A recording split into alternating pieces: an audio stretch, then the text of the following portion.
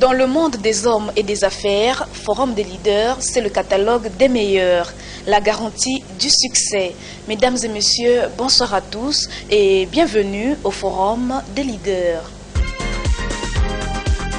Grâce à sa vision pour un Congo meilleur et ses prises de position en faveur des droits de l'homme, il avait été sollicité à l'occasion de la journée de l'enfant africain. Pour la circonstance, il avait prononcé le 16 juin dernier au Palais du Parlement un discours brillant et plein d'émotions. On l'appelle Joe Washington Ebina, président de la Fondation Charles Ebina. Ce soir, il est de retour au Forum des leaders. Écoutez, je suis très flatté, mais simplement je laisse les actions parler d'elles-mêmes. Et donc, c'est un plaisir d'être là encore une fois. La logique voudrait qu'aujourd'hui, un cachet soit mis sur son discours pour en faire large écho. Je crois que cette journée a un rapport obligatoirement avec ce que personnellement je fais. Il était important de s'exprimer. Et évidemment, vous savez, la vision des Sud-Africains n'est pas toujours la même par rapport à la nôtre. Les Sud-Africains ont une grande ouverture, même sur le plan de la démocratie, sur une certaine vision. Donc, ils donnent la liberté à toute personne de s'exprimer sur plusieurs sujets. Et donc, j'ai profité de cette occasion pour évidemment toucher certains points sensibles dans lesquels il m'a été demandé de survoler, de donner mon opinion par rapport à ça. Dans justement l'impact de la jeunesse, l'impact dans le monde des affaires, l'impact sur les droits de l'homme. Et donc voilà, donc la liberté elle est donnée selon une certaine conception de ce que l'on a de la société. Et je crois que les Sud-Africains, par rapport à leur façon de faire, pensent qu'il est important justement que les gens s'expriment par rapport à tout sujet. À commencer par en rappeler le public destinataire. Je m'adressais à tout le monde. Je m'adressais à ceux qui étaient là, je m'adressais à tous ceux qui m'écoutaient. Et évidemment, cette délégation était composée de grandes sensibilités. Il y avait là le fils du grand leader Steve Biko, il y avait un prince qui travaille en Afrique du Sud dans une fondation qu'on appelle Ubuntu. Ubuntu, c'est justement un rapport qui lie les peuples. Vous savez, par rapport à ce qui s'est passé en Afrique du Sud avec l'agression qu'il y a eu au niveau des étrangers, ce prince sud-africain est venu nous expliquer justement qu'il a monté une fondation qui a un rapport avec l'union des peuples.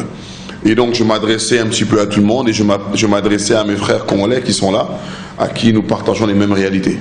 Ensuite, en faire un commentaire de fond. J'ai abordé plusieurs points. Le premier point est évidemment que j'explique à cette assemblée ce que nous faisons au sein de la fondation, dont j'en suis le responsable. La fondation qui en soi est à caractère humanitaire et apolitique. Il est important de préciser aussi que nous n'avons aucun rapport avec le monde politique et que nous posons des actions humanitaires et qui aident directement les populations que nous rencontrons. Il est important donc de préciser cela. Et aussi, j'ai eu à toucher sur les droits de l'homme. Les droits de l'homme et la façon dont les hommes sont, si vous voulez, un petit peu gérés dans nos sociétés. Il était très déplorable et il est encore déplorable de constater qu'il y a énormément de temps en temps des choses qui ne sont pas conformes à la loi et donc qui ne rentrent pas en rapport avec l'évolution d'une nation sur le plan des droits de l'homme. Et j'ai abordé évidemment des sujets sur la détention, les gardes à vue qui ne sont pas conformes, sur ce que nous sommes en tant que Congolais et en fin de compte, et que nous avons besoin d'avoir un changement sur l'attitude que nous avons envers les hommes. Et j'ai eu à évoquer des points qui nous touchent. Je crois que la moindre des choses, c'est de relater ce que nous vivons. Nous vivons dans une certaine précarité à longueur de journée et il n'est pas concevable de vivre ainsi. Donc il est important d'expliquer que la raison pour laquelle une jeunesse n'avance pas, une jeunesse ne s'exprime pas, c'est parce que justement les conditions ne permettent pas son évolution. Les structures ne sont pas là pour le permettre d'avancer. Je vous prends un exemple très simple. Chaque fin d'année, lorsque les enfants doivent célébrer la fête de Noël ou la nouvelle année, nous retrouvons tous les enfants dans les bars de la place. Les bars qui sont fréquentés par les parents de la place. Donc cela justement montre qu'il n'y a pas de structure qui permette à une jeunesse de pouvoir s'épanouir. Il n'y a pas de structure où les enfants, où les jeunes peuvent se retrouver et partager quelque chose, même sur le plan sportif. Où vous voyez, les clubs ne sont pas subventionnés, les championnats sont vides. Donc voilà, il y a un manque de structure généralisée. Donc on ne peut pas espérer à cette jeunesse-là d'apporter un grand changement au niveau de la nation. Donc il était important par rapport à cette conférence de survoler un petit peu tous ces paramètres et de trouver des solutions. Les solutions, c'est de grandes responsabilités.